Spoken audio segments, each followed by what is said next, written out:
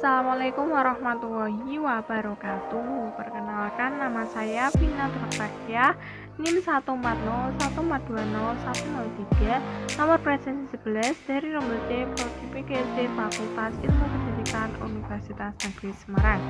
Kali ini kita akan belajar mengenai keterampilan mengajar kelompok kecil dan perseorangan dalam pembelajaran kelas tangkap.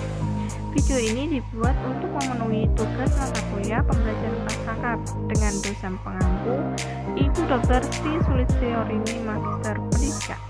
Selamat menyaksikan. Sebelumnya, apa yang dimaksud dengan keterampilan mengajar kelompok kecil dan perseorangan?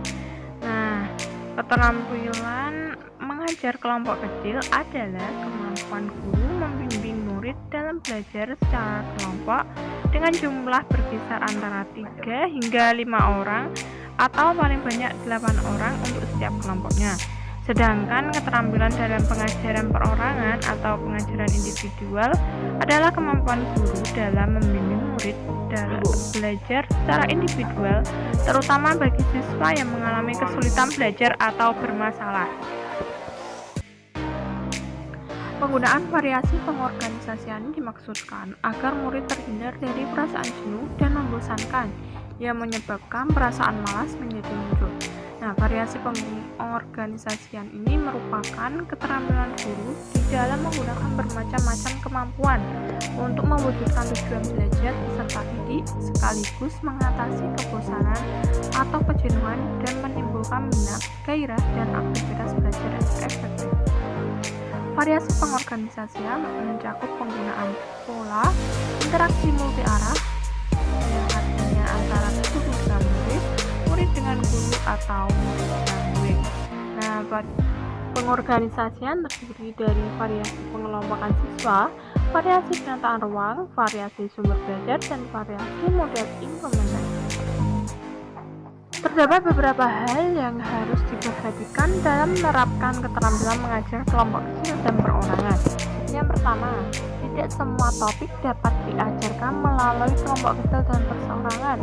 Yang kedua, dalam pembelajaran kelompok, langkah pertama yang harus dikerjakan guru adalah mengorganisasikan siswa, sumber materi, ruangan, serta waktu yang diperlukan. Nah, yang ketiga, kegiatan kelompok kecil yang efektif harus diakhiri dengan kulminasi atau puncak kegiatan. Yang keempat, dalam pembelajaran perseorangan, guru perlu mengenal siswa secara pribadi. Lalu yang terakhir, kegiatan dalam pembelajaran perseorangan dapat berupa bekerja bebas dan belajar mandiri. Selanjutnya, terdapat komponen keterampilan mengajar kelompok kecil dan perorangan yang terdiri dari keterampilan mengajar mendekatkan secara pribadi, keterampilan mengorganisasikan kegiatan, keterampilan membimbing dan memudahkan belajar, dan keterampilan merencanakan dan melaksanakan kegiatan pembelajaran.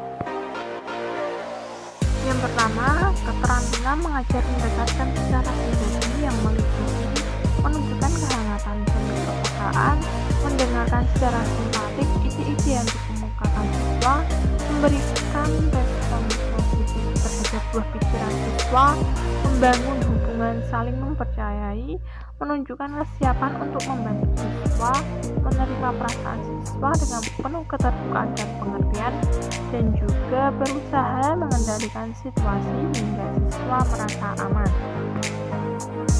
Yang kedua, keterampilan mengorganisasikan kegiatan. Dalam hal ini, guru perlu memperhatikan dan melakukan hal-hal sebagai berikut, yaitu memberi orientasi umum sebelum kegiatan dimulai, memvariasikan kegiatan, membentuk kelompok yang tepat, mengkoordinasikan kegiatan, membagi-bagi perhatian, dan mengakhiri kegiatan dengan suatu kulminasi. Yang ketiga, keterampilan membimbing dan memudahkan belajar. Untuk itu, guru perlu memperhatikan dan melakukan hal-hal sebagai berikut. Yang pertama, memberikan penguatan secara tepat, lalu melakukan supervisi proses awal, melakukan supervisi proses lanjut, dan mengadakan supervisi pemaduan, yaitu bertujuan untuk menilai pencapaian tujuan kegiatan serta penyagaan siswa untuk mengikuti Nah, yang keempat, keterampilan merencanakan dan melaksanakan kegiatan pembelajaran mencakup beberapa kegiatan tersebut, yaitu membantu siswa menetapkan tujuan belajar, merencanakan tujuan pembelajaran, bertindak atau berperan sebagai penasihat bagi siswa, dan membantu siswa menilai pencapaian atau kemajuan. Nah, ini adalah beberapa referensi yang tak ambil untuk pembuatan materi dalam video ini. Nah, sekian materi yang dapat saya sampaikan. Mohon maaf jika terdapat kesalahan. Terima kasih sudah menyaksikan video ini. Semoga dapat bermanfaat bagi semua. Sekian dari saya. Wassalamualaikum warahmatullahi wabarakatuh.